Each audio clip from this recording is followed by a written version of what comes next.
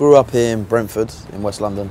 As a kid, was kind of football orientated, you know, sports and stuff, and music's kind of always been there.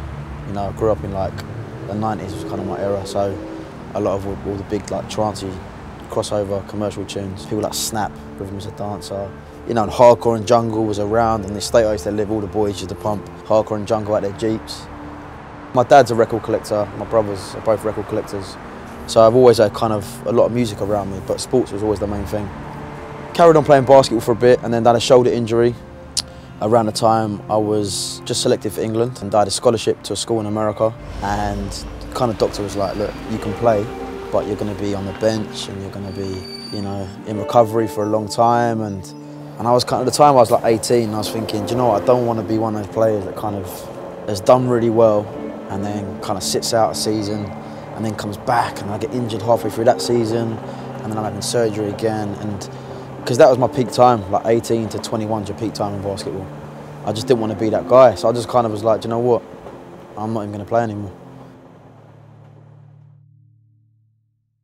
Garage was big then, around that time, so I was kind of always into garage. I bought myself a cheap pair of decks, started buying some vinyl, kind of found like the more darker, heavier sound, which I was really into, and kind of fell in love with that kind of style of garage, not the cheesy, vocally kind of stuff.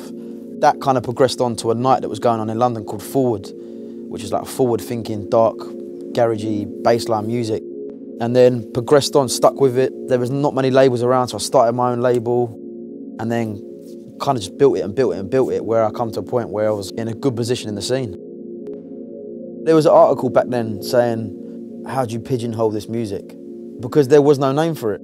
It wasn't, you had garage, you know what I'm saying? Like people, UK garage. Garage in America was kind of like soulful, housey kind of stuff. UK garage was a bit more, still soulful, but it was always a bit more grimier.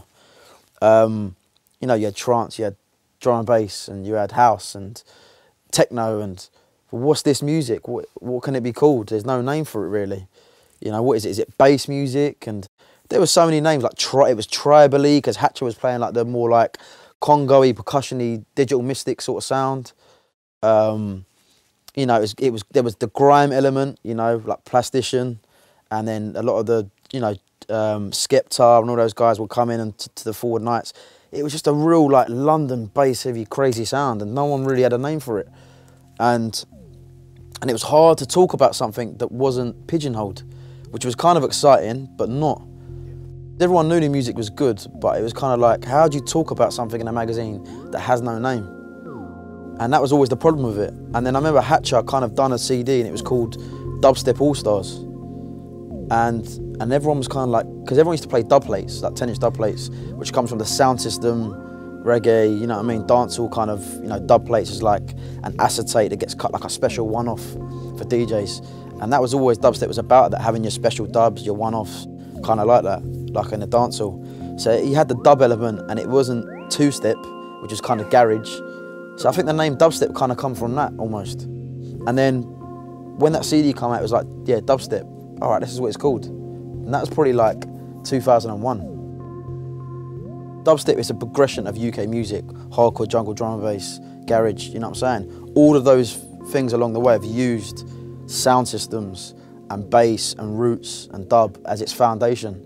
And dubstep was no different as far as that. Everyone was cutting dub plates, you know, it was all about the warmth and the sound system. And that's, you know, it had that side of it, you know, Digital Mystics and Mala were kind of, what they were doing was very much on that tip, very like roots and dub and, you know, sound system heavy. But even the grimier stuff was still roots and heavy. It was all about the sound. Alpha Omega, that means from like beginning to end, from A to Z. I was like, this could be a nice little like album project. This literally, that's how it come together. People say, oh yeah man, you know, I've got to lock myself away in the woods in Tennessee, you know, and kind of just write music for like 2 months and oh, fuck that, I don't do that. I write beats on what's going on that week and that month. If it pieces together to an album, fantastic. If it don't, whatever.